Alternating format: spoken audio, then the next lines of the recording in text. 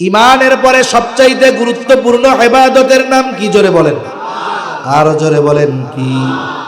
কোরআনের ইমানের পরে সবচাইতে গুরুত্বপূর্ণ ইবাদত নামাজ। কোরআনুল কারীমের মধ্যে আল্লাহ তাআলা ৮২ জায়গায় নামাজের কথা বলেছেন। শুধু তাই না, নবীজিও বলেন কিয়ামতের দিন ঈমানদার সর্বপ্রথম হিসাবটা হবে নামাজের।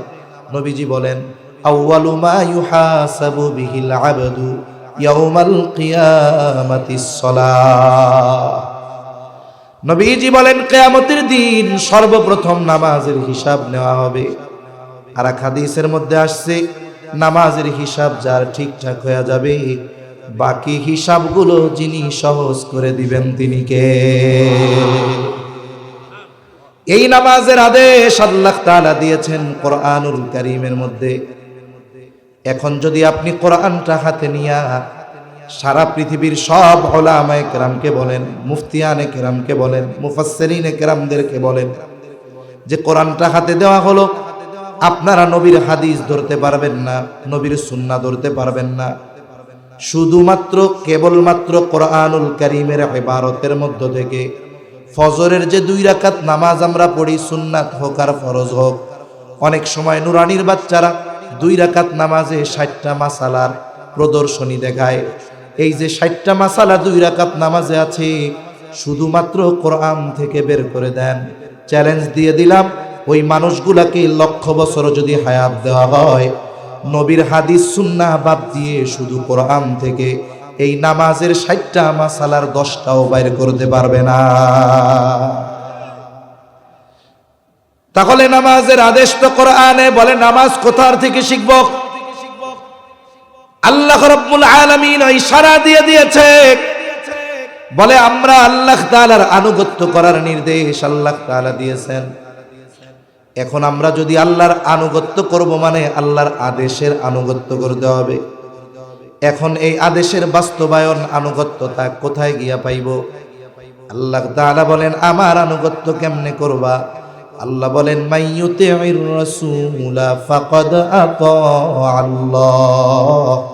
আল্লাহ তাআলা বলেন যে আমার রাসূলের আনুগত্য করলো, সে আমারই আনুগত্য করলো।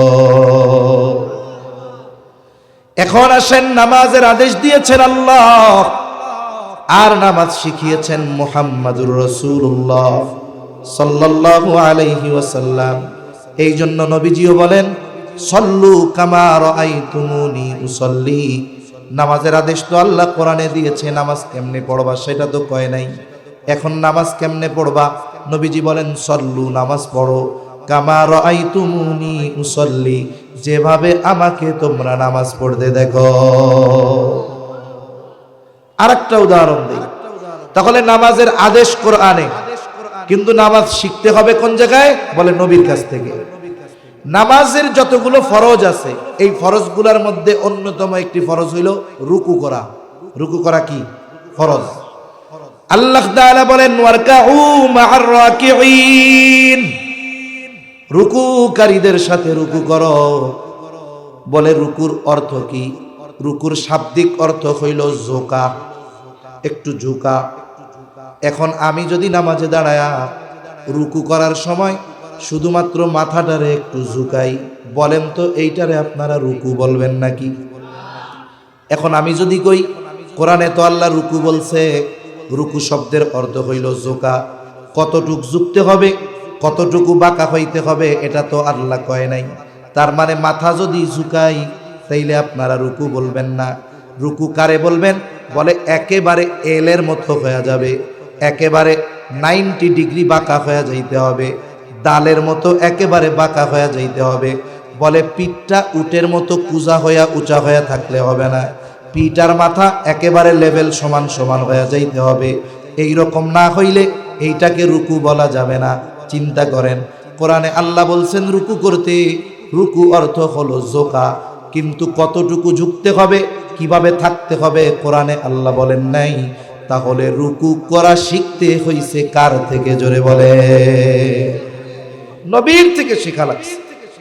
এজন্য কাছে যেগুলো আল্লাহ আদেশ করেছেন কিন্তু শিখতে কইছেন নবীর কাছ থেকে, কিন্তু তাকওয়ার বিষয়টা আদেশ করার সাথে সাথে আল্লাহ তাআলা সুস্পষ্টভাবে তাকওয়া অর্জনের পদ্ধতি আল্লাহ তাআলা বলে দিয়েছেন। সুবহানাল্লাহ। তাকওয়া অর্জনের পদ্ধতি আল্লাহ প্রদত্ত যেই কথা, একটা দুইটা বিষয় জানবো আমরা। লম্বা বলতে গেলে অনেক দূর চলে যাওয়া লাগবে। আমি এমনিও অসুস্থ, একটু পর পর কাশি উঠে, গরম পানি খাওয়া লাগতেছে। এক নম্বর বিষয় আল্লাহ তাআলা বলেন, ইয়া আইয়ুহাল্লাযীনা আমানুত্তাকুল্লাহ, হে ঈমানদারেরা তোমরা মুত্তাকি হও। আমরা যদি জিজ্ঞাসা করি আল্লাহ মুত্তাকি কেমনে হব, আল্লাহ তাআলা কেমন যেন জবাব দিয়া বলে, ওয়াকুনু মা'আস সাদিকিন, বান্দা তুমি যদি মুত্তাকি হতে চাও তাহলে সত্যবাদীদের সঙ্গী হয়ে যাও।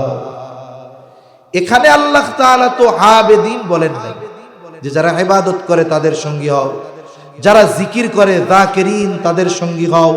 আল্লাহ তাআলা সাদিকিন কেন বলছে? সাদিকিন কেন বলছে? আল্লাহ সত্যবাদিতার গুণের কথা আল্লাহ কেন উল্লেখ করছে? বলে প্রকৃতপক্ষে যেই লোকটা সত্যবাদিতার গুণ অর্জন করতে পারে বাকি সমস্ত গুণ তার মধ্যে পাওয়া যায়। সুবহানাল্লাহ। একটা গল্প কইলে বুঝতে সহজ হবে। অনেক সময় একঘেয়েমি আসে, অনেক সময় কিছু উদাহরণ গল্পের মাধ্যমে অনেক কঠিন জিনিসও সহজে বোঝা যায়। মনে করেন একটা সময় ছিল গ্রামের মানুষ ম্যাট্রিক আইএ পাস করলে তারে উচ্চ শিক্ষা হতো মনে করত। এই জন্য আগে কি হইতো বলে, এক গ্রামে একটা ছেলে 5টা লেটার পাইয়া ম্যাট্রিক পাস করছে। কয় লেটার পাইয়া? 5 লেটার মানে কি বুঝেন তো? মানে 5 বিষয়ে 80-র উপরে পাইছে। 5 গ্রাম দূর থেকে ওরে দেখতে আসতো, যে ওরে বাবা 5 লেটার পাইয়া সে ম্যাট্রিক পাস করছে। 5টা গ্রাম পাড়ি দিয়ে দেখতে আসতো তার চেহারা খানা। মানুষ মনে করতো ম্যাট্রিক আইএ পাস মানে সে অনেক বড় শিক্ষিত। এইরকম এক গ্রাম প্রত্যন্ত অঞ্চল, ওইখান থেকে একটা ছেলে কোনো মতে শহরে গেছে। শহরে গিয়া ছেলেটা ভার্সিটিতে, ঢাকা ইউনিভার্সিটিতে অনার্স করছে, মাস্টার্স করছে, বিসিএস কমপ্লিট করছে, আবার পিএইচডিও করছে। তার মানে সে বাংলাদেশের পড়ালেখা তার মোটামুটি সব শেষ। অনেক বড় শিক্ষিত। আশেপাশে 2-1 থানা জেলায় তার মতো শিক্ষিত কেউ নাই। এখন এই ছেলেটা বাড়িতে আসছে, আশেপাশের 10 গ্রামের মানুষ তারে দেখতে আসছে, যে হায় রে আমাদের থানার সবচাইতে বড় শিক্ষিত মানুষ, এই লোকটার চেহারা তো একটু দেখা দরকার। সবাই তারে দেখা টেকা চলে গেছে। এক মুরব্বী দাঁড়ায় আছে, তার ভাবে মনে হয় কিছু জিজ্ঞাসা করবে। এখন ছেলেটাও জিজ্ঞাসা করে, বাবা আপনি কি কিছু জানতে চান, কিছু বলবেন? বলে, হ্যাঁ বাবা আমি একটু জানতে চাই, যে শুনলাম তুমি নাকি অনেক লেখাপড়া করছো, তা তুমি কি লেখাপড়া করছো বাজান? এবার সে বলতেছে যে আমি ঢাকা ইউনিভার্সিটি থেকে অনার্স করেছি, মাস্টার্স করেছি, পিএইচডি করেছি, সাথে সাথে বিসিএস কমপ্লিট করে বড় একটা চাকরি করতেছি। এখন মুরব্বী তো জানে ম্যাট্রিক আইয়া পাস করলে উচ্চ শিক্ষিত। এই লোক তো আর ম্যাট্রিক আইয়ার কথা কয় নাই, শুরুই করছে অনার্স থেকে। এখন মুরব্বী বলে, বাজান এত লেখাপড়া করছো বুঝলাম, কিন্তু তুমি কি ম্যাট্রিক আইয়া পাস করছিলা আব্বা? আমারে কম তো, সে যদি ম্যাট্রিক আর আইয়া পাস না করতো ওই পর্যন্ত যাইতে পারতো?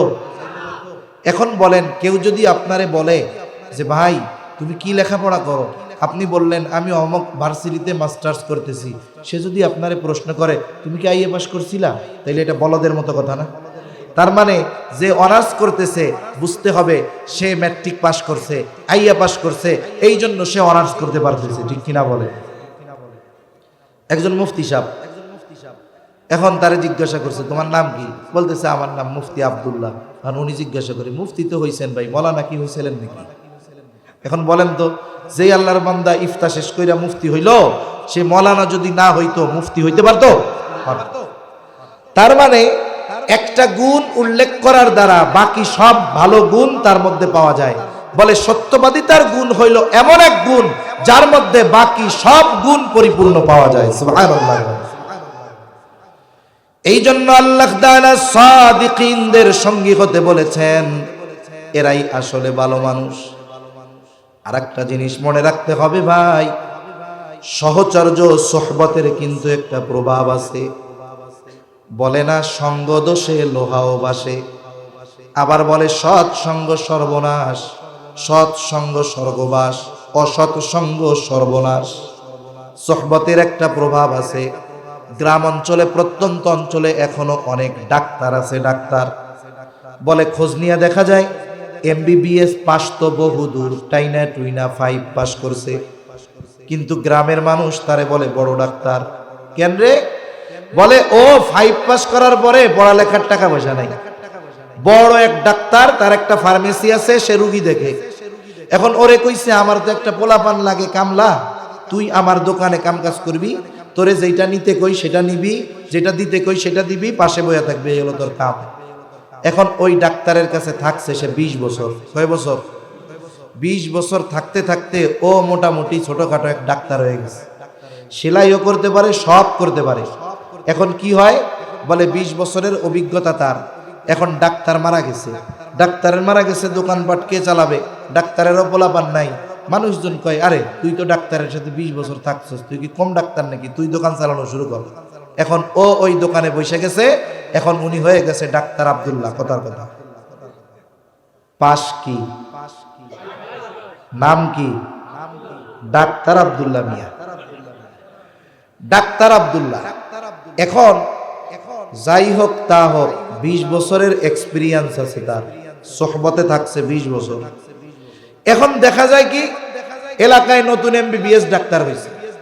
ও চিন্তা করছে আমার অঞ্চলে 5 পাস ডাক্তার, এগুলারে রুগী টুগি মেরে ফেলবে, তার ঠিক নাই, আমি মাসে একদিন গিয়া ফিরি ফিরি রুগী দেখবো। এখন লোকজন ওই MBBS ডাক্তারের কাছ থেকে ওষুধ টষুধ আনে, কাম হয় না। কিন্তু ডাক্তার আব্দুল্লাহ 5 পাস, তার কাছে গিয়া যেই ওষুধ আনে অল্পতে কাম হয়ে যায়। এখন কি কয়, দূর কি লেখাপড়া করছে, এটা আমাকে ডাক্তার আব্দুল্লাহর সামনে কোনো কিছুই না। এরকম ডাক্তার গ্রাম অঞ্চলে কম বেশি আছে না নাই? আছে। বলে এই যে অভিজ্ঞতা তার অর্জন হইল, বলে ও লেখাপড়া করছে, আর ওর অভিজ্ঞতা হলো প্র্যাকটিক্যাল অভিজ্ঞতা। ঠিক কিনা? চিন্তা করে দেখেন, শুধুমাত্র সোহবতের কারণে 5 পাস একজন মানুষ যদি MBBS ডাক্তারের চাইতে রোগ ভালো ধরতে পারে, আমি আপনি যদি একজন ভালো মানুষের সোহবতে থাকি, বলেন তো ওই ভালো মানুষের ভালো গুণগুলো আমার মধ্যে আসবে কি আসবে না? আমি আপনি যদি ভালো হইতে চাই তাইলে কি দরকার? বলে আমার ভালোর লেভেল হইলো এই জায়গায়। আমার ভালোর লেভেল কি? এই জায়গায়। আমি যদি আরো বেশি ভালো হইতে চাই, অবশ্যই তাহলে আরো ভালো যে তার সাথে মিশতে হবে। তাহলে কি হবে? ওর ভালোর আকর্ষণ আস্তে আস্তে আমারে আরো ভালো বানাবে। এখন আমার অবস্থান এই জায়গায়, আমি যদি আমার বন্ধু বানাই আমার চাইতে যার ক্যারেক্টার আরো নিচে, তাহলে কি হবে? দেখা যাবে আমি নামাজি, কিন্তু বেনামাজিদের সাথে মেশার কারণে এক সময় আমিও বেনামাজি হয়ে যাব। এজন্য কেউ যদি তার দক্ষতা, কেউ যদি তার চরিত্র সবকিছুর উন্নতি করতে চায়, তাহলে তার সোহবত নিতে হবে ওই বিষয়ে যে তার চাইতে বেশি ভালো। ঠিক কিনা বলেন? এখন কন, আমি যদি আমার আমলে উন্নতি করতে চাই, তাইলে আমার তো তার কাছে থাকতে হবে যে আমার চাইতে আমলে বেশি ভালো। আমি যদি আমার তাকওয়াকে বাড়াতে চাই, খোদা ভীরুতাকে বাড়াতে চাই, তাহলে আমার চাইতে খোদা ভীরুতা যার মধ্যে বেশি তার কাছে আমার থাকতে হবে। ঠিক কিনা বলেন? সোহবতের বড় গুণ বলে দেখেন, চম্বুক আছে চম্বুক, আরেকটা হলো লোহা। লোহা কিন্তু চম্বুকের চাইতে অনেক শক্ত এক ধাতু। লোহা দিয়া চম্বুককে বাড়ি দিলে চম্বুক ভাঙা যাবে, কিন্তু লোহার যত শক্তি হোক না কেন, চম্বুকের মধ্যে আল্লাহ তাআলা আকর্ষণ করার একটা ক্ষমতা দিছে। লোহার মধ্যে কিন্তু ওই আকর্ষণ শক্তি নাই।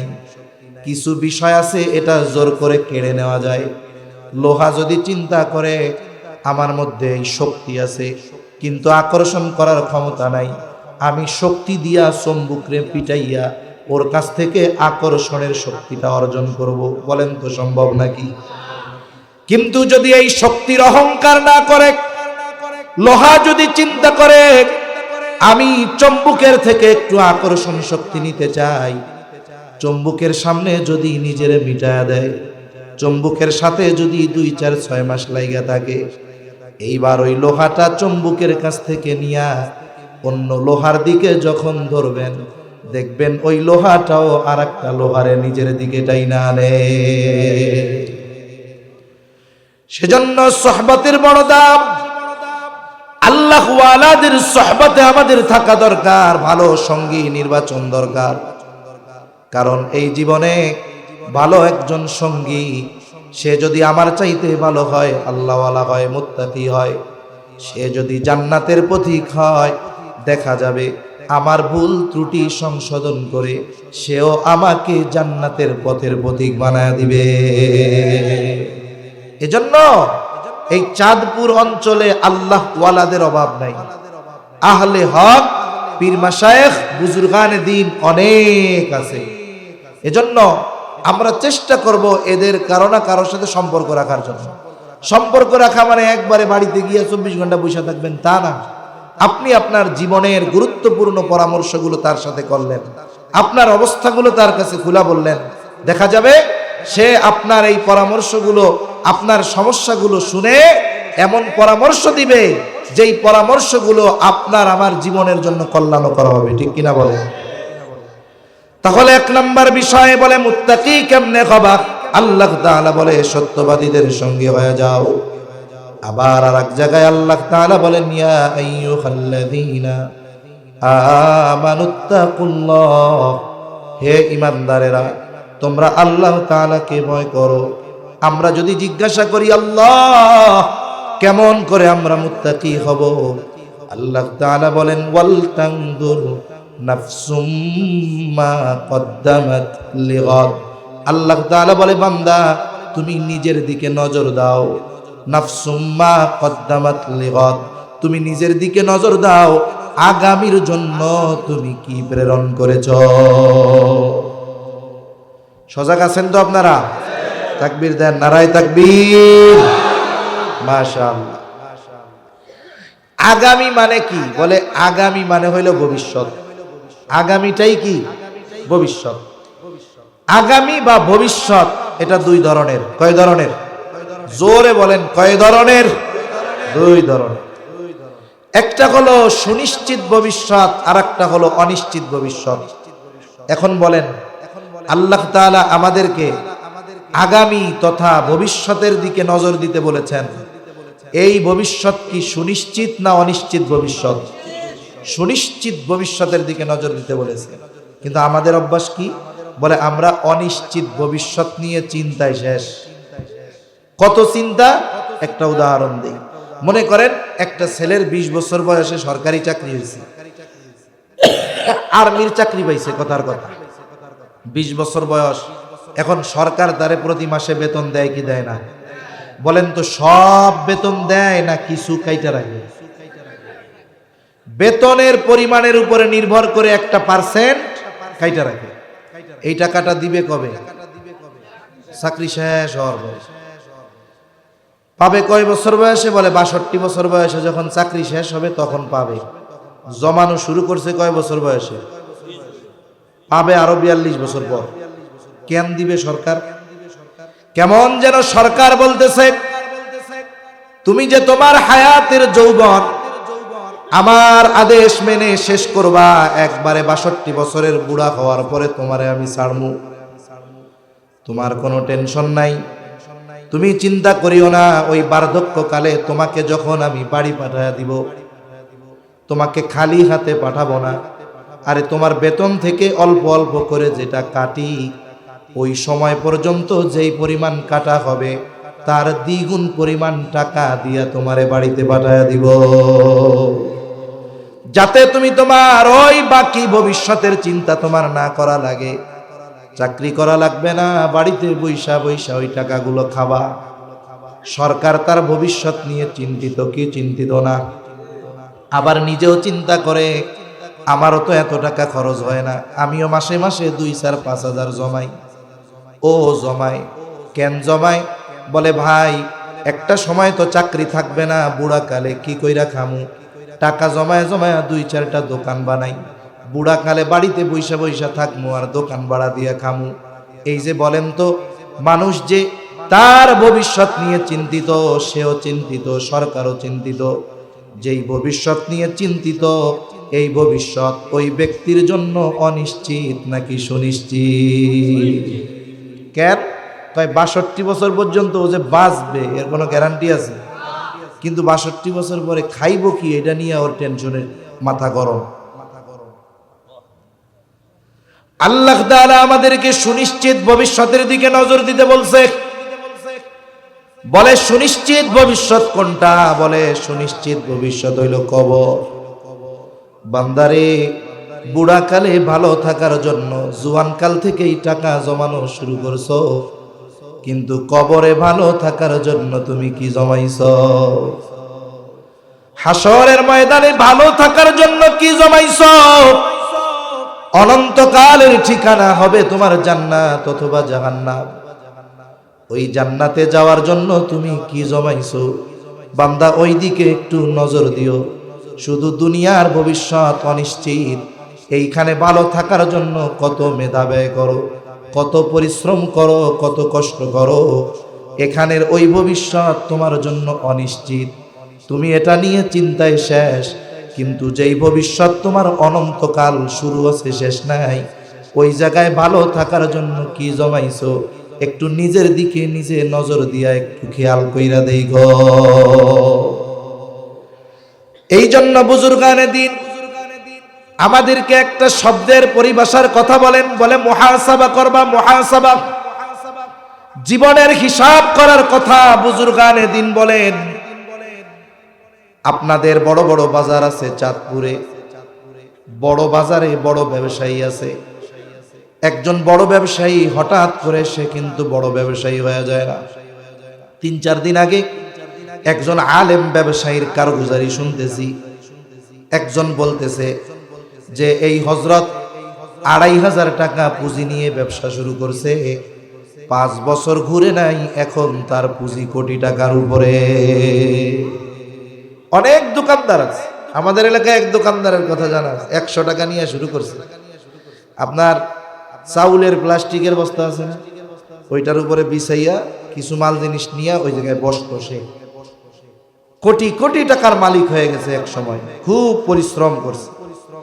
এই বড় বাজারের বড় ব্যবসায়ী হঠাৎ করে একদিনে বড় ব্যবসায়ী হয়ে যায় না। তার ব্যবসার একটা নীতিমালা ছিল। ওই নীতিমালার আলোকে ব্যবসা পরিচালনা করার কারণে একটা সময় সে বড় ব্যবসায়ীতে পরিণত হয়েছে। ঠিক কিনা বলেন? আবার কত ব্যবসায়ী এরকমও দেখছি যে বাপ বিদেশের থেকে কোটি টাকা নিয়ে আসছে, পোলা তো আজীবন একেবারে মোটর সাইকেল কিনা শুধু হাওয়ায় উড়ে বেড়াইছে, বাপ বিদেশে থাকে। এখন লেখাপড়াও করে নাই, কাজকর্মও করে নাই, দেশে আসছে। আব্বা কয় কি করবি তুই? আমার তো বিদেশ শেষ, কোটি টাকা তো বইয়া খাইলে কয়দিন পরে শেষ হয়ে যাইব। আব্বা এক কাম করেন, আমারে মুন্সিরহাট অথবা চাঁদপুর শহরে একটা দোকান দিয়ে দেন। আব্বা ৫০ লাখ টাকার মাল জিনিস দিলেই হবে। আব্বা চিন্তা করতেছে, যাক ভালো, অসুবিধা কি? ৫০ লাখ টাকার মাল জিনিস দিয়া দিছে দোকান উঠাইয়া, ২ বছরের মাথায় মালও নাই, দোকানও নাই। আছে না নাই? কেন?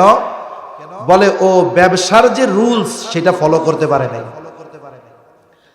বড় বড় ব্যবসায়ীরা বাজার বা মার্কেট বন্ধ হবে ৯টায়, শাটার নামায় দেয় ৮টায়। এইবার দোকানের মধ্যে বসে বৈশা তাসবিহ তাহলিল পাঠ করে, এমনটা নয়। বলে একজন আদর্শ ব্যবসায়ী সে যখন রাতে দোকান বন্ধ করে সাধারণত ৪ ধরনের হিসাব করে। কয় ধরনের? জোরে বলেন না, কয় ধরনের? ১ নাম্বার হিসাব যে আজকে সারা দিনে আমার বেচা কেনা কত হইল। ২ নাম্বার হিসাব বলে সারা দিনে কত টাকার মাল জিনিস আজকে কিনলাম। ৩ নাম্বার হিসাব বলে সারা দিনে কত টাকা বাকি গেল। ৪ নাম্বার হিসাব বলে বিক্রয় কত হইল, এটার উপরে নির্ভর করে আজকে তার কত টাকা লাভ আছে এই হিসাব সে বের করে। যে যেই ব্যবসা করে সে সেই ব্যবসার বিক্রয়ের উপরে লাভ কত এটা বলে দিতে পারে। যে মুদি দোকানদারি করে ২০ বছর ধরে, ওনারে জিজ্ঞাসা করবেন আপনার যে পণ্য, এই পণ্যগুলা যদি 1,00,000 টাকা নগদ সেল হয়, লাভ কত হবে? উনি যে পরিমাণটা বলবে 19-20 হইতে পারে, 19-20 হতে পারে, কিন্তু কাছাকাছি হয়ে যাবে। যে সিমেন্টের ব্যবসা করে ও যা হিসাব দিবে একেবারে পুঙ্খানুপুঙ্খ রূপে হবে, 1 টাকাও কম বেশি হবে না। এখন ও হিসাব করছে আজকে বেচা কেনা 1,00,000, কয় লাখ? ওর হিসাব হইল 1,00,000 টাকা বিক্রি করলে আমার কমপক্ষে 20,000 টাকা লাভ হবে। কয় হাজার লাভ হবে? এখন বাকির খাতা টান দিয়া দেখে বাকি গেছে বুঝি। এখন আমারে কোন আজকের দিনের লাভ তার পকেটে আছে না পাবলিকের পকেটে? শুধু লাভ না, আরো মূলধন থেকে আরো 5,000 গেছে। এই গতিতে যদি সে 1 মাস 1,00,000 কইরা বিক্রি করে আর 25,000 কইরা বাকি যায় মাস শেষে। এইবার ওই দোকানদার যখন হিসাব করে দেখে আমি বিক্রয় 1,00,000, লাভ হবে 20,000, কিন্তু 25,000 বাকি। এইবার দোকানের কর্মচারীদেরকে উদ্দেশ্য করে বলে, শোন, এই 25,000 আগামীকাল থেকে আমার লাগবে না, আমার সেল 75,000 হোক, কোনো অসুবিধা নাই, লাভ 15,000 হবে, 15,000ই আমার কাছে থাকবে, আমার বেচা কেনা কম হোক লাভ হোক যা হবে নগদ হোক, আগামীকাল থেকে যদি আমার আব্বাও বাকি চায় খবরদার বাকি দিবি না। ঠিক কিনা বলে? এইটা বলে দোকান বন্ধ করে বাড়িতে চলে গেল। এর দ্বারা কি হলো বলো? সারাদিন হিসাব করার পর আগামী দিন তার ব্যবসার কর্মপন্থা সে নির্ধারণ করলো যে এখন থেকে আমার ব্যবসার গতি হবে এইটা, আমি বিক্রি করব নগদ, লাভ আমার কম হবে, যা হবে পকেটে থাকবে। বলে এই ধরনের প্রতিদিন ব্যবসায়ী যদি দোকান বন্ধ করার সময় হিসাব করে আগামী দিনের কর্মপন্থা নির্ধারণ করে, বলে ওই ব্যবসায়ীর পুঁজি যদি কম হয় এক সময় ওই ব্যবসায়ী সফল ব্যবসায়ী হয়ে যাবে। তাহলে রাতের বেলা দোকানদার তার বেচা কিনার হিসাব করবে, আমরা কিসের হিসাব করব?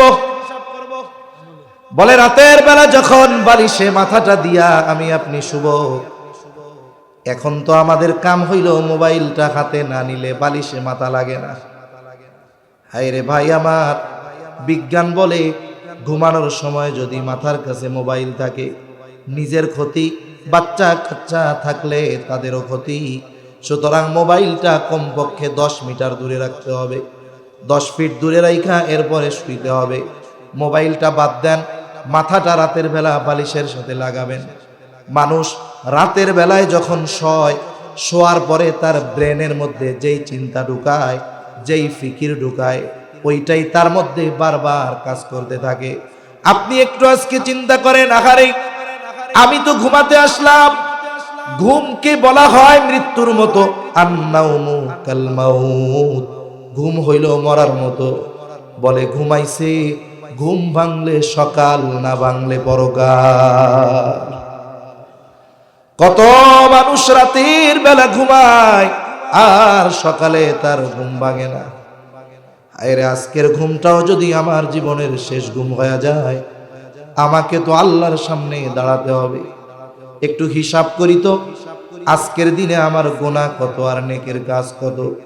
একটু ঠান্ডা মাথায় 5টা মিনিট সময় যদি নেওয়া হয়, হিসাব যদি করা হয়, আজকে দিনে ভালো কাজ কত আর মন্দ কাজ কত, 5 মিনিট 10 মিনিটের মধ্যে হিসাব বের হয়ে যাবে। দেখা যাবে যদি ভালো কাজ বেশি মন্দ কাজ কম, তাও তো ভালো। কিন্তু যদি দেখা যায় মন্দ কাজ বেশি ভালো কাজ কম, ওই যে বললাম ঘুমানোর সময় যে যেইটা চিন্তা করে ওর প্রভাব তার মধ্যে পড়ে। ও যখন দেখবে গুনাহ বেশি, হয়তো ওর হৃদয়ের মধ্যে চিন্তা আসবে, আজ রাত যদি আমার শেষ রাত হয়ে যায়, আজকের দিনের হিসাবে তো আমার পাপের পাল্লা ভারী। আমি যদি পাপের পাল্লা ভারী নিয়ে কিয়ামতে আল্লাহর সামনে হাজির হই, তাহলে আমার তো আর উপায় নাই, জাহান্নাম ছাড়া কোনো উপায় নাই। এই যে পরকালের চিন্তা হয়তো তার অন্তরের মধ্যে তাওবার আগ্রহ পয়দা করবে। হয়তো কেউ জানবে না, কেউ দেখবে না, একাকী হয়তো চোখের পানি ফালায় আল্লাহর কাছে বলবে, আল্লাহ জীবনে তো কম গুনাহ করলাম না মাহবুব, আজ রাতটা যদি আমার জীবনের শেষ রাত হয়ে যায়, তাহলে তো আজকের হিসাবে আমার গুনার পাল্লা বেশি ভারী। মাবুদ গো, আমারে আপনি মাফ কইরা দেন, অতীতে যা গুনাহ করছি আপনার কাছে ক্ষমা চাই, ভবিষ্যতে আর গুনাহ করব না। আয় আল্লাহ, আমারে আপনি মাফ কইরা দেন। গুনাহগুলোর জন্য যদি সে অনুতপ্ত হয়ে যায়, আল্লাহ না করুন ওই রাতটা যদি তার জীবনের শেষ রাত হয়ে যায়, আশা করা যায় কিয়ামতের দিন আমল নামায় গুনাহ শূন্য হয়ে সে আল্লাহর দরবারে হাজির হবে। কারণ তাওবা আস্তাগফিরুল্লাহ পড়লেই হয় না, তাওবা কবুলের শর্ত বুজুর্গানে দিন বলেন, যদি আল্লাহর হক সম্পৃক্ত না থাকে তাহলে তিনটা। এক নাম্বার, অতীতের গুনার ব্যাপারে ক্ষমা চাওয়া। দুই নাম্বার, ভবিষ্যতে গুনাহ না করার ব্যাপারে দৃঢ় প্রতিজ্ঞাবদ্ধ হওয়া। তিন নাম্বার, যেই পাপগুলো হয়েছে এগুলোর জন্য লজ্জিত হওয়া। এই তিন বিষয় যদি ঠিক থাকে, বান্দার হক যদি নষ্ট না করে, ও যদি আস্তাগফিরুল্লাহ মুখ দিয়া নাও কয়, তাকে মাফ করে দিবেন কে? আর যদি বান্দার হক মাইরা খাইয়া মুখ দিয়া খালি আস্তাগফিরুল্লাহ আস্তাগফিরুল্লাহ আস্তাগফিরুল্লাহ কয়, কামাবে? কত মানুষ আছে এরকম, বান্দার হক মাইরা খাইয়া কোটি টাকার মালিক, বয়স এখন 65 বছর। চিন্তা করে কম তো হয় নাই, এখন তো মরার টাইম হয়েছে। হুজুররা তো কইছে যে কোনো মতে যদি একটা হজ্জে মাবরুর নসিব হয়ে যায়, কবুল হজ যদি হইয়াই যায়, বলে সে কেমন ভাবে ফিরে আসে, বলে রজাহা কায়াউমি ওয়ালাদাতহু উম্মু, বলে কেমন যেন সে সদ্য ভূমিষ্ঠ নিষ্পাপ শিশুর ন্যায় হয়ে যায়। পাপ যা করছি, এক কাম করি, টাকা পয়সা তো আছে, হজ করে আসি। এইবার হজ করে আসছে, বছরে বছরে হজে যায়, 3 মাস পর ওমরায় যায়। মক্কা শরীফের আশেপাশের দোকানগুলোয় 1000 দানার তসবি পাওয়া যায়। তসবি কিনে আনছে কি জন্য? কয় আস্তাগফিরুল্লাহ নয়, অতটুকু গ্রহণ করা তার জন্য জায়েজ। তার জন্য কি বলেন? আবার মনে করেন একজন এমন এক রোগে আক্রান্ত হয়েছে, ডাক্তার পরীক্ষা নিরীক্ষা কইরা দিনদার ডাক্তার বলে ওনার তো এমন এক রোগ, বলে ওনারে প্রতিদিন 3 বেলা 3 ডোজ 100 গ্রাম কইরা শুকরের গোশত খাওয়াইতে হবে, সাথে প্রতিদিন 3 চামচ কইরা মদ খাওয়াইতে হবে, নইলে উনি মরবে, সাথে পায়খানার পোকাও 5-6টা খাওয়াইতে হবে। মরণ ব্যাধি। ওলামা হযরত আছে, জিজ্ঞাসা করেন, জীবন বাঁচানোর জন্য তারে খাওয়ানো হালাল হবে না, জায়েজ? কি জোরে কোন? বলেন তো এই দুনিয়ায় কোন রোগ আছে ওই রোগটা হলে ডাক্তার সাহেব প্রেসক্রিপশনের মধ্যে লিখবে, আরে এই লোকটার তো কঠিন এক মরণ ব্যাধি হইছে, একে তো বাঁচানো অসম্ভব, তবে এরে যদি সুদ খাওয়ানো হয় তাইলে ও বাইচা যাবে। বলেন তো এমন কোন রোগ দুনিয়ায় হওয়ার সম্ভাবনা আছে নাকি? তাহলে এই সুদ হলো এমন এক হারাম, এটা কখনো জায়েজ হওয়ার সুযোগ নাই। বলে সাধারণ হারাম আর সুদের হারাম কিন্তু এক না। বলে পুলিশ আছে, পুলিশ থানার গেটের সামনে দাঁড়ায় থাকে, দেখবেন চকিদারের মতো, ওইটাও পুলিশ। আবার পুলিশ প্রধান যে, সেও পুলিশ। বলেন তো দুই পুলিশের মধ্যে তফাৎ আছে না নাই? আরে সুদ খাওয়াও কবিরা গুনাহ, হারাম খাইছে, পায়খানা খেয়েছে, কবিরা গুনাহ। আরে বলে পায়খানা যদি কেউ খায় শুধু তার পায়খানা খাওয়ার গুনাহ হয়, কিন্তু কেউ যদি সুদ খায় এটাও হারাম। তবে এই হারামের স্তরটা কত উঁচু, নবীজি বলেন 1 দিরহাম পরিমাণ হারাম যে খায় সে কেমন যেন তার মায়ের সাথে জেনা করে। বলেন তো এই পৃথিবীতে যার মস্তিষ্ক ঠিক আছে সে কোন সময় মায়ের সাথে জেনা করার কথা কল্পনা করবে? কেউ যদি তারে বলে মেরে ফেলবে না, কিন্তু সে সুদ খাওয়ার মাধ্যমে ওই মানের পাপ করতেছে। এই জন্য কিয়ামতের দিন সুদখোর টালমাটাল হয়ে উঠবে, হাসরবাসী দেখাই বুঝবে এটা দুনিয়ায় কি খোর ছিল। জোরে গন, ওরে দেখাই বোঝা যাবে যেটা দুনিয়ায় সুদখোর ছিল। এজন্য এই সুদের মতো গুনাহ থেকে আল্লাহ আমাদের হেফাজত করুক। না খাইয়া মরা ভালো, তবু সুদের কাছে যেন আল্লাহ না নেয়, বলি আমিন। জালেম কিফিলের অভ্যাসগুলার মধ্যে একটা অভ্যাস, সে মানুষকে সুদের উপরে টাকা দিত। একদিন একজন অভাবী মহিলা তার কাছে আসছে কিছু টাকা ধার নেওয়ার জন্য। বিধবা সুন্দরী মহিলা। জালেম কিফিল বলে, আমি টাকা ধার দেই না, টাকা নিলে আমার কাছ থেকে সুদের উপরে নিতে পারো, আমাকে এই টাকার বিপরীতে এত সুদ দিতে হবে। মহিলা বলে, কিফিল রে, আমার যদি সুদের লাভ দেওয়ার মতো সামর্থ্য থাকতো তাইলে কি তোমার কাছে আমি টাকা ধার চাইতে আসতাম নাকি? এইবার জালেম কিফিল মহিলার দিকে তাকায়া তার অন্তরের মধ্যে শয়তানে ওয়াসওয়াসা দিয়া দিছে, চেহারাটা তো সুন্দর।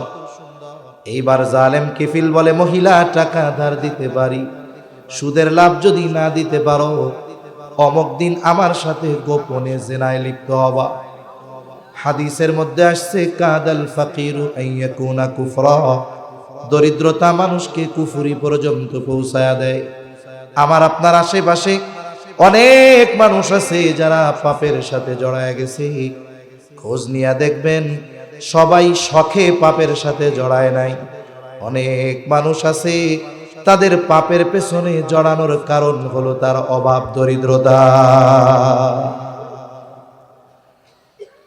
মহিলার প্রয়োজনটা এত বেশি ছিল, তৎক্ষণাৎ যেহেতু টাকার প্রয়োজন মহিলা শর্তে রাজি হয়ে গেছে, চিন্তা করছে পরে যা হয় হবে। এইবার জালেম কিফিল নির্ধারিত দিনে মহিলার বাড়িতে হাজির। কিফিল জেনার প্রস্তুতি নিচ্ছে আর মহিলা থরথর করে কাঁপতেছে। জালেম কিফিল দেখা বলে, মহিলা কাঁপো কেন? আমি তো তোমারে জোর করি নাই, তুমি তো শর্তে রাজি হয়ে এই টাকাটা নিছো। আমি তোমাকে জোর করি নাই, তুমি শর্ত মেনে নিয়েছো, তুমি তোমার প্রতিশ্রুতি পূরণ করো, কাঁপো কেন? এইবার মহিলা বলে, কিফিল রে, আল্লাহর ভয়ে কান্না করি রে কিফিল, কারণ আমি কোনোদিন এইরকম পাপের সাথে জড়াই নাই। অভাবের কারণে বাধ্য হয়ে তোমার থেকে পয়সা নিয়ে শর্তে রাজি হয়েছে। কিফিল, আমার ভয় হয় তোমার সাথে আজকে জিনা করার পর আমি যদি মারা যাই আল্লাহ তাআলার সামনে একজন ব্যভিচারিণী হিসাবে উপস্থিত হতে হবে। ও কিফিল, আমি আল্লাহর ভয়ে কান্না করি রে কিফিল। এতটুকু কথা কিফিলের কান দিয়া হৃদয় পর্যন্ত পৌঁছায় গেছে। কিফিল হয়তো চিন্তা করে, আহারে এমন কোনো পাপ নাই আমি করি নাই, আমি তো পাপ কইরা মজা নেই, মজার জন্য পাপ করি। কিন্তু মহিলা বাধ্য হয়ে পাপ করতে চেয়েছে কিন্তু করেও নাই, বাধ্য হচ্ছে পাপ করতে তবে করেও নাই। তার অন্তরে আল্লাহর এত ভয়, আর আমার অবস্থা কি হবে এই চিন্তা কইরা কিফিল মহিলারে বলে, মহিলা 60 দিরহাম তারে ঋণ দিয়েছিল, 60 দিরহাম। বলে, যা মহিলা, এই টাকাগুলো তোরে আমি সাদকা করে দিলাম, আর তুই সাক্ষী থাক আমি তাওবা করলাম, আজকে থেকে আর কোনো গুনার সাথে আমি জড়াবো না। এই কথা কইয়া কিফিল চলে গেছে বাড়িতে। ঘটনাক্রমে রাতের বেলায় কিফিল মারা গেছে। কিফিলের তাওবার খবর কিন্তু কেউ জানে না। মহিলা তো জানছে, আর জানে কে? জোরে বলে। কিফিল মারা গেছে। সকাল বেলায় এলাকায় সংবাদ ছড়ায় গেছে কিফিল মরছে। এই পৃথিবীতেও কিছু মানুষ এখনো আছে, মুসলমানের ঘরে জন্ম নিয়েছে ঠিক, ওর মৃত্যুর খবর শুনে ওর অতীতকৃত কর্মের দিকে তাকায়া ওর মরার খবর শুই না মানুষ ইন্না লিল্লাহ কয় না, বরং মরার খবর শুনলে কয় আলহামদুলিল্লাহ। এমন মানুষ দুনিয়ায় আছে না নাই? সেই জন্য কবিও বলেন, এমন জীবন তুমি করিও গঠন, মরণে হাসিবে তুমি কাঁদিবে ভুব। এই জন্য যখন কোন জালেম মরে বলে মানুষ ইন্না লিল্লাহ কয় না, আলহামদুলিল্লাহ কয়। অনুরূপ ভাবে যখন কোন জালেমের পতন হয় মানুষ খুশি হয়, বলে ফেরাউন পতন হইছে, বনি ইসরাইল আনন্দে রোজা রাখছে। কত দেশে কত জালেমের পতন হইছে, মিষ্টির দোকান খালি হয়ে গেছে। কি জীবন বানাইছে দেখি। সবাই এখন আনন্দ করে, মিছিল করে, কিফিল মরছে, জালেম মরছে, ভালো হইছে। জালেম মরেছে, ভালো হয়েছে, কিন্তু কিফিলের তওবার খবর তো আল্লাহ তাআলা জানে। আল্লাহ তাআলা জানায়া দিয়েছে, শোনো কিফিল রে তোমরা জালেম বইল না, কিফিল জালেম নাই, কিফিল তার পাপের থেকে তওবা করেছে। আমি আল্লাহ কিফিলকে আমার বন্ধু বানায় নিয়েছি। হায় রে, ওই বনি ইসরাইলের ওই জালেম, এমন কোন গোনা নাই সে করে নাই, তারে যদি আল্লাহ মাফ করতে পারে, আমরা আখেরি নবীর উম্মত, আমাদের আল্লাহ মাফ করবে না? আরে আল্লাহ আমাদের বেশি ভালোবাসে। আল্লাহ আমাদের কি ভালোবাসে? কোন বেশি ভালোবাসে। কত ভালোবাসে আমাদের আল্লাহ জানেননি? আল্লাহ তার বান্দাদের কত ভালোবাসে বলবো? আরে আল্লাহর ব্যাপারে জানার দরকার আমাদের। আমরা তো আল্লাহর দেওয়ার ক্ষমতার ব্যাপারেও মনে হয় জানি না, আল্লাহ আমাদের কত ভালোবাসেও আমরা জানি না। আবু হুরায়রা রাদিয়াল্লাহু তাআলা আনহু থেকে বর্ণিত হাদিস, নবীজি বলেন, ইন্না লিল্লাহি মিআতা রাহমাহ, আল্লাহ তাআলার 100 রহমত আছে। কত রহমত? অথবা আল্লাহ তাআলা তার রহমতকে 100 ভাগ ভাগ করেছে। বলে আনজালা মিনহা রাহমাতান ওয়াহিদাতান বাইনাল জিন্নি ওয়াল ইনসি ওয়াল বাহাইমি ওয়াল হাওয়াই। নবীজি বলেন, ওই 100 রহমত থেকে একটা রহমত, কয়টা রহমত? অথবা 100 ভাগ রহমত থেকে 1 ভাগ রহমত আল্লাহ তাআলা সব মানুষের মধ্যে বন্টন করেছে। ওই 1 ভাগের থেকে জিনদের মধ্যে বন্টন করেছে। বলে জঙ্গলের যত হিংস্র প্রাণী আছে তাদের মধ্যে বন্টন করেছে। সমুদ্রের যত প্রাণী আছে সবার মধ্যে বন্টন করেছে। বলেন কয় ভাগ থেকে? ওই 1 ভাগ রহমত পৃথিবীর শুরু থেকে নিয়ে শেষ পর্যন্ত যত মাখলুক এসেছে, আছে, আসবে, সবার মধ্যে আল্লাহ তাআলা বন্টন করে দিয়েছে। আরে ওই 1 ভাগের একটা অংশ আমার আপনার নবীকেও আল্লাহ দিয়েছে। বলে ওই 1 ভাগের একটা অংশ রহমত, মায়া আমার আপনার নবী পাইয়া উম্মতের জন্য কেমন মায়া, কেমন দয়া। বলে কিয়ামতের দিন সবাই যখন নিজের চিন্তায় বিভোর, নবীও চিন্তায় বিভোর। বলে সবাই নিজের চিন্তায় বিভোর, আর আমার আপনার নবী উম্মতের নাজাতের চিন্তায় বিভোর। 1 ভাগ রহমত আল্লাহ সকলের মাঝে বন্টন করে দিয়েছে। বলে বিষধর সাপ, তার অন্তরেও মায়া আছে, মহব্বত আছে।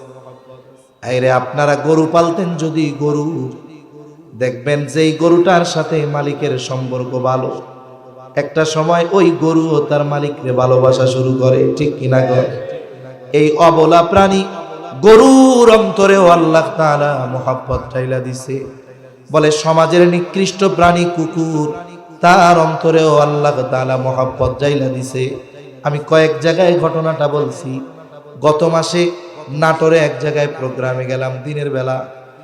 মেন রোড থেকে মোড় নিয়ে একটা রোডের মধ্যে ঢুকবো, শাখা রোড। ওই এলাকার একজন মানুষ আলেম আমাদের সাথে, গাড়িটা বাঁক নেওয়ার সাথে সাথে একটা কুকুর তেড়ে আসছে, গাড়ির দিকে সরতেই চায় না, বারবার শুধু আওয়াজ করতেছে আর ঘেউ ঘেউ করতেছে। তার আক্রমণাত্মক অবস্থা। সাধারণত রাতের বেলায় চলাচলে অপরিচিত এলাকায় গাড়ি ঢুকলে কুকুর আওয়াজ করে, ঘেউ ঘেউ করে, কিন্তু দিনের বেলা তো গাড়ি দেখলে পালায়া যায়। এইবার ওই আলেম বলতেছি, ভাই মূল কাহিনী হলো এই কুকুরটা তার 3টা বাচ্চা নিয়ে রাস্তায় বসা ছিল। কয়েকদিন আগে একটা গাড়ি এই দিক দিয়ে ট্রান নেওয়ার সময় তার বাচ্চাগুলোর উপর দিয়ে গাড়ি উঠাইয়া দিছে। বাচ্চাগুলো তার সামনে মারা গেছে। ওই সময় থেকে যত গাড়ি এই দিকে ঢুকতে যায় ও আক্রমণ করে গাড়ির উপরে তাইরা আসে। তার মানে যখনই কোনো গাড়ি ওই রোডে ঢুকে, ওই কুকুরটার অন্তরে তার সন্তানদের কথা মনে হয়ে যায়। কুকুরের অন্তরে আল্লাহ তাআলা মায়া, মোহাব্বত, ভালোবাসা দিয়ে দিয়েছে। এই মোহাব্বত ভালোবাসা যে সবার মধ্যে দিল, কয় ভাগ থেকে জোরে গণ? বাকি আছে কত ভাগ? জোরে বলেন। নবীজি বলেন, আখারাল্লাহু লাহু 99 রহমা, আল্লাহ তাআলা বাকি 99 ভাগ দয়া, মায়া, রহমত তার কাছে জমা করে রাখছে। বলে কেন? ইয়াগফিরু বিহি ইবাদাহু ইয়াউমাল কিয়ামাহ বলে ওই 99 ভাগ দয়া রহমত মায়া দিয়া আল্লাহ তাআলা কিয়ামতের দিন তার গুনাহগার বান্দাদের মাফ করে দিবে। সেই আল্লাহ আমাদেরকে ক্ষমার জন্য বারবার ডাকে, আমাদের কোনো খবর নাই। তাহলে কোন কথা থেকে গেলাম? বলে মুহাসাবা থেকে গেছিলাম। এত কথা যে জীবনের হিসাব মানুষকে মুত্তাকি বানায় দিতে পারে। এই জন্য অনুরোধ থাকবে, প্রতিদিন রাত্রে বিছানায় শোয়ার সময় 10টা মিনিট আমার আপনার জীবনের হিসাব আমরা করব, যে আজ সারাদিন কতগুলো ভালো কাজ করলাম, কতগুলো অন্যায় কাজ করলাম। এই হিসাব যদি প্রতিনিয়ত করতে থাকি, দেখা যাবে একটা সময় রাতের বেলায় হিসাব করতে যাবে, দেখবে শুধু ভালো কাজ আর ভালো কাজ, মন্দ কাজ টুকায়াও পাবে না। ও ভাই, গোনা কোন জায়গায় গিয়া করবেন? পাপ কোথায় গিয়া করবেন বলেন তো? এই পৃথিবীতে 2-1 ইঞ্চি জায়গা আছে নাকি যেই জায়গা গিয়ে যদি গোনা টোনা করা হয় আল্লাহ দেখবে না? জোরে বলেন, আছে? নাই। এরপরে তো মাহবুব সাহেব আসবে না, তাহলে আমি শেষ করে দিই। নিয়ে আসেন, 10 মিনিটের মধ্যে শেষ করে দেবেন। আলহামদুলিল্লাহ, ওলিউল্লাহ সাহেব হুজুর আসতেছে একটু পরে। আজকের মাহফিলের অন্যতম প্রধান আকর্ষণ মুফতি তাহা সাহেব আসবেন, উনি কথা বলবেন। এরপরে ওলিউল্লাহ সাহেব হুজুরও আসবেন ইনশাআল্লাহ। আমরা ধৈর্য সহকারে কথা শুনবো তো ইনশাআল্লাহ। আমি আর 8-10 মিনিট আপনাদের হয়তো কষ্ট দিব। এই পৃথিবীতে 1 ইঞ্চি জায়গা নাই যেই জায়গায় গিয়ে গুনাহ করলে আল্লাহ দেখবে না, ঠিক কিনা বলেন? হযরত লোকমান তার সন্তানকে অনেকগুলো নসিহত করছে। হযরত লোকমানের এই নসিহত আল্লাহ তাআলার কাছে খুব পছন্দনীয় হয়েছে। এই জন্য আল্লাহ তাআলা উম্মতে মুহাম্মাদির জন্য হযরত লোকমানের নসিহত গুলো কোরআনে নাজিল করেছে। হযরত লোকমান তার সন্তানকে একটা নসিহত করেছে, ইয়া বুনাইয়া ইন্নাহা ইন তাকু মিসকালা হাববাতিন মিন খারদাল ফাতাকুম ফি সখরাতিন আও ফিস সামাওয়াতি আও ফিল আরদ ইয়াতি বিহাল্লাহ। একটু খেয়াল দিয়ে কথাটা শুনেন। হযরত লোকমান তার সন্তানকে বলে, হে আমার সন্তান, তুমি যেই আমলটা করো ওই আমলটা যদি সরিষা দানা পরিমাণও হয়, আমলটা যদি তুমি কোনো পাথরের মধ্যে করো, আও ফিস সামাওয়াত, যদি আসমানের মধ্যেও করো, আও ফিল আরদ, যদি জমিনের মধ্যেও করো, ওই আমলটা যদি সরিষা দানা পরিমাণও হয়, ইয়াতি বিহাল্লাহ, ওই আমলটা আমল করনেওয়ালা সহ যিনি হাজির করবেন তিনি কে? দুনিয়ায় যখন কোথাও কোনো অপরাধ হয়, পুলিশ গিয়া ওই জায়গাটারে ঘিরে ফেলে না? কেন ঘিরে? কয় কেউ যাবেন না, আলামত নষ্ট হয়ে যাবে। ও ফিঙ্গারপ্রিন্ট থেকে বাহির করে যে এই অপরাধটা কে করছে। যে আল্লাহ মানুষরে এই বুদ্ধি দিলেন, ওই মানুষ যেখানেই যতটুকু আমল করুক না কেন, অপকর্ম যে জায়গায় করুক না কেন, কর্ম আর কর্তা উভয়কে আল্লাহ হাজির করতে পারবেন কি পারবেন না? এই চিন্তা যার অন্তরে থাকবে, বলেন তো সে কি গুনাহ করতে পারে নাকি? আরে গুনাহ না করলেই তো মুত্তাকি, সুবহানাল্লাহ। সেজন্য আমাদের এই চিন্তা সব সময় মাথায় রাখতে হবে। দুনিয়ার যেখানেই যাই না কেন, দেখেন কে? আরে আব্বা খাওয়ান দেয়, এই জন্য আব্বার সামনে গুনাহ করতে লজ্জা লাগে। আরে মূল খাবার দেয় কে? যেই আল্লাহ বানাইছে তার সামনে গুনাহ করতে লজ্জা হওয়া দরকার না? এই জন্য আল্লাহকে মোহাব্বত করে আল্লাহর নিষেধ সমূহ থেকে বেঁচে থাকা আমাদের দরকার, ঠিক কিনা বলেন? নবীজি আবু যর রাদিয়াল্লাহু তাআলা আনহু কে নসিহত করতেছে, 1 নাম্বার, ইয়া আবাদার ইত্তাকিল্লাহা হাইসুমা কুনতা, হে আবু যর তুমি যেখানেই থাকো না কেন আল্লাহ তাআলাকে ভয় করবা। 2 নাম্বার নসিহত, নবীজি বলেন, ইয়া হো আবু যর, তোমার দ্বারা যদি কখনো কোনো মন্দ কাজ হয়ে যায়, যদি তোমার দ্বারা কখনো কোনো গুনার কাজ হয়ে যায়, তুমি ভালো কাজ করবা। ওয়াতবি'is সাইয়্যাতাল হাসানাতা তামহুহা। ও আবু যর, যদি তোমার দ্বারা মন্দ কাজ হয় তুমি ভালো কাজ করবা। বলে কেন? বলে তামহুহা, ওই ভালো কাজ মন্দ কাজটাকে মিটায়া দেয়। তাহলে মন্দ কাজের পরে ভালো কাজ করলে মন্দ কাজ কি হয়ে যায়? মিটা যায়।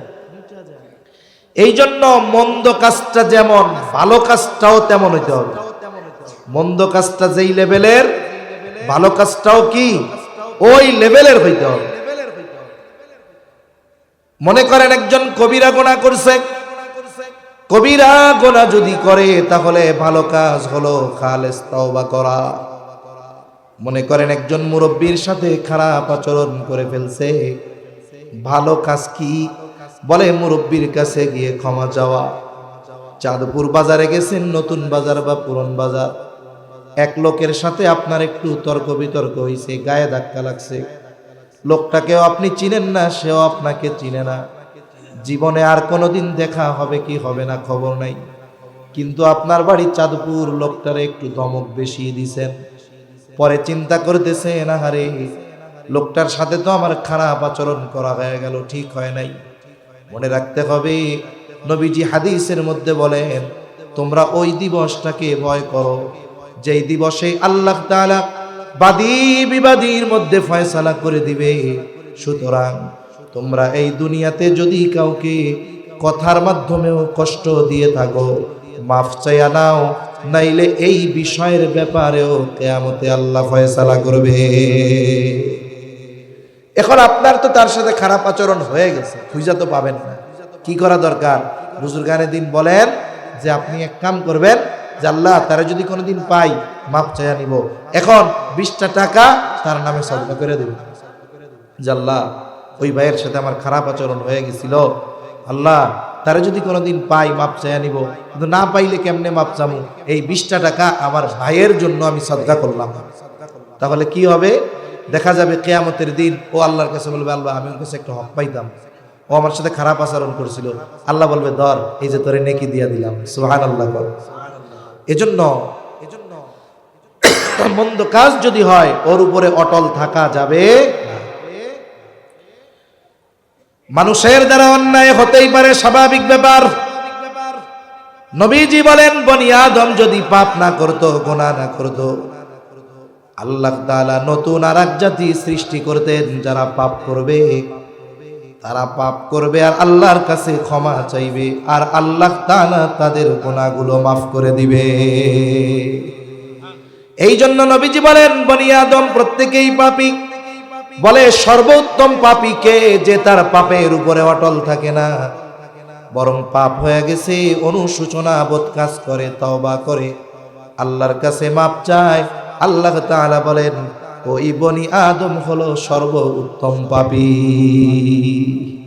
তার মানে পাপ হয়ে যাওয়ার পরে, অন্যায় হয়ে যাওয়ার পরে, খারাপ কাজ হয়ে যাওয়ার পরে ওর উপরে অটল না থেকে যেই ভালো কাজ করলে পাপ মোচন হবে, সেই ভালো কাজ আমাদের করতে হবে, ঠিক কিনা বলেন? দেখেন, সব মন্দ কাজের তাওবা একরকম হয় না। মানুষ যদি আসলেও অনুশোচনা করে আল্লাহর কাছে ক্ষমা চায়, পাপ যত বড় হোক আল্লাহ তাআলার ক্ষমা করার ক্ষমতা আছে না নাই? কেউ যদি মনে করে যে আমার পাপ এত, আল্লাহ মনে হয় মাফ করবে না, তাহলে সেই ব্যক্তি আল্লাহ তাআলাকে ক্ষমা করার ব্যাপারে অক্ষম মনে করে। নাউজুবিল্লাহ।